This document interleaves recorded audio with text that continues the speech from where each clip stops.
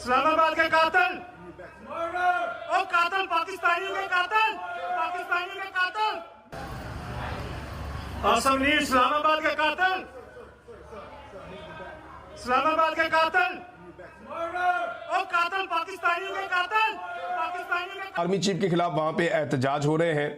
लोग जो है वो मौके की तलाश में रहते हैं, जहां पे वो नजर आते हैं उनके खिलाफ एहतजाज करते हैं, उनके खिलाफ नारेबाजी करते हैं।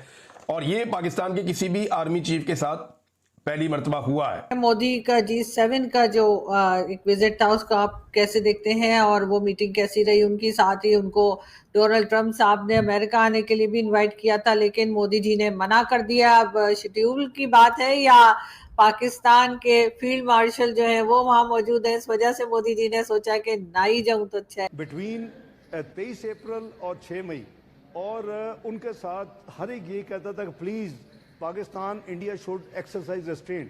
तो मेरा एक ही जवाब होता था कि we will demonstrate patience, we will exercise full restraint and we will not take any begin with. 5,000 के करीब पाकिस्तानी पूरे अमेरिका से, फ्लोरिडा, टेक्सास, न्यूयॉर्क, इतनी दूर दूर से आए। इसको यूएस गवर्नमेंट ने कहा कि आपको सिक्योरिटी हम नहीं प्रोवाइड कर सकते, हमें प्राइवेट आपको लॉजिंग्स ढूंढनी पड़ेंगी, ठीक है, छुपाना पड़ेगा, क्योंकि पाकिस्तान को बहुत गुस्सा है। ऑपरेशन सिंदूर था, ये पॉज हुआ है, ये रुकवाया नहीं गया था। कोई ट्रेड की बातचीत नहीं कही गई थी इसको रुकवाने के लिए, या किसी तरीके का कोई और प्रेशर अमेरिका की तरफ से नहीं दिया गया था। ये इंडिया ने अपनी स्वेच्छा पे रोका जब पाकिस्तान ने उससे रिक्वेस्ट किया। ये बात अब ट्रम्प साहब के बाद गवर्नमेंट ऑफ इंडिया ने आधिकारिक रूप से रिलीज किया है, तो अब प्रोपेगेंडा का कोई स्कोप बचता नहीं है। प्रधानमंत्री आने के लिए और हम यहाँ आ गए उनका स्वागत करने के लिए।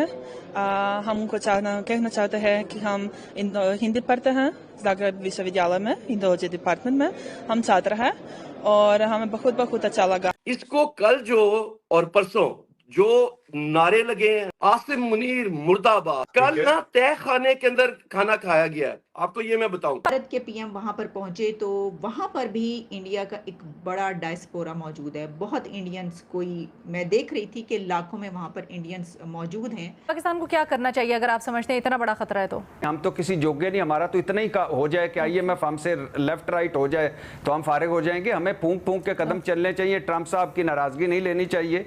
और ये जो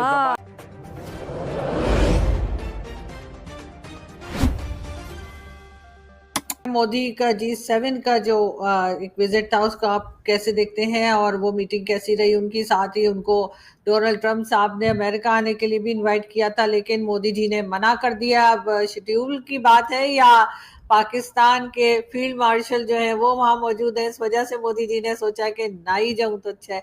क्या लगता है आपको?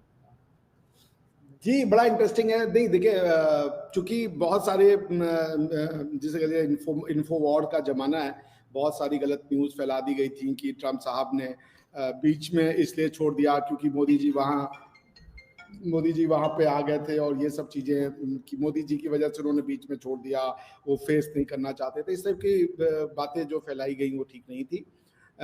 ईरान और इजराइल का जो वॉर चल रहा है वो अपने बहुत ही क्रूशियल फेज में है, कुछ बहुत महत्वपूर्ण डिसीजन लिए जाने हैं। उसको देखते हुए उन्होंने राष्ट्रपति ट्रंप को जाना पड़ गया था अमेरिका। फिर उन्होंने प्रधानमंत्री मोदी जी से बातचीत की।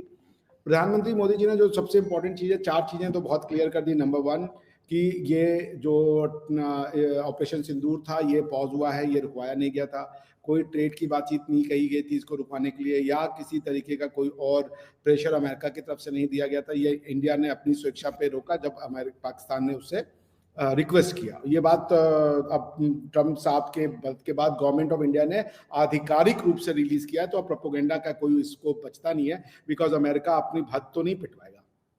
देखिए, ट्रंप साहब had a tough time recently, मैं समझ सकता हूँ, क्योंकि इवन इंटरनली जो इलॉन मस्क के साथ हुआ, इलॉन मस्क और ट्रंप के साथ जो चीजें आई, उसको देखते हुए ये रिलेशन वाकई में भारत और अमेरिका का रिलेशन जो कि बाई पार्टीजन रिलेशनशिप है, उसको बहुत धचका लगा था।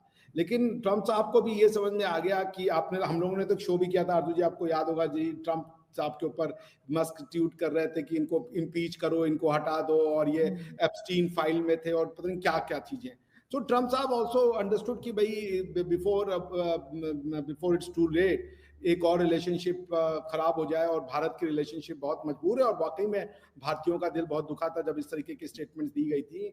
तो उसको देखते हुए उन्होंने करेक्टिव मेजर्स लिया, और उसके बाद ये बात पहले ही तय हो गई थी कि प्रधानमंत्री मोदी ऑपरेशन सिंदूर के ऊपर क्लैरिफाई करेंगे। मेरे ख्याल से, चूंकि देखिए अचानक से दोनों लीडर्स बात नहीं करते, नीचे के लेवल पे बातचीत हुई होगी कि आप एक कॉल शेड्यूल करेंगे, कॉल शेड्यूल के बाद हम प्रेस रिलीज करेंगे, प्रेस रिलीज में ये आएगा कि भैया हमारी ऑपरेशन सिंदूर के बारे में बातचीत हुई है और इंडिया ना कोई मीडिएशन स्वीकार किया है, ना कोई मीडिएशन स्वीकार करेगा, इसलिए ये बातें हम इसका खंडन करेंगे, यदि आप तैयार है तो ही फोन कॉल कीजिए।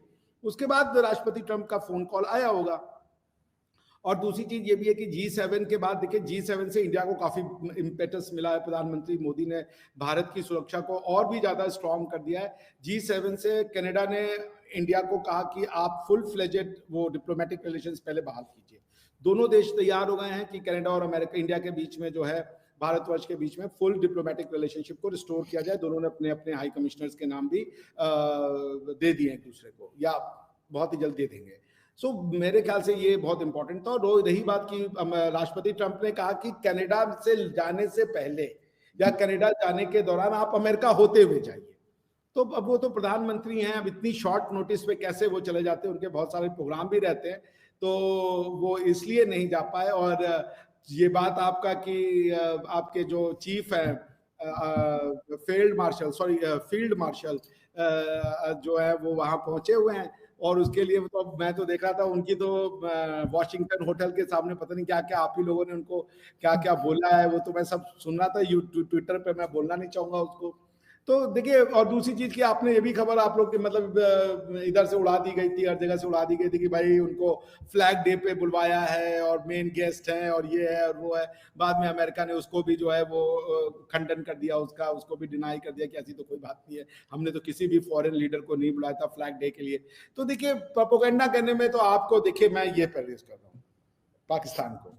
देखिए, वो गवर्नमेंट की तरफ से नहीं कहा गया था, ठीक है ना, वो आम पब्लिक जो थी वो अपनी तरफ से अंदाजा लगा रही थी कि वो इस टाइम पे गए, तो शायद ऐसा कोई वंडर। गवर्नमेंट ने नहीं बोला था, गवर्नमेंट की तरफ से कोई स्टेटमेंट नहीं आया था।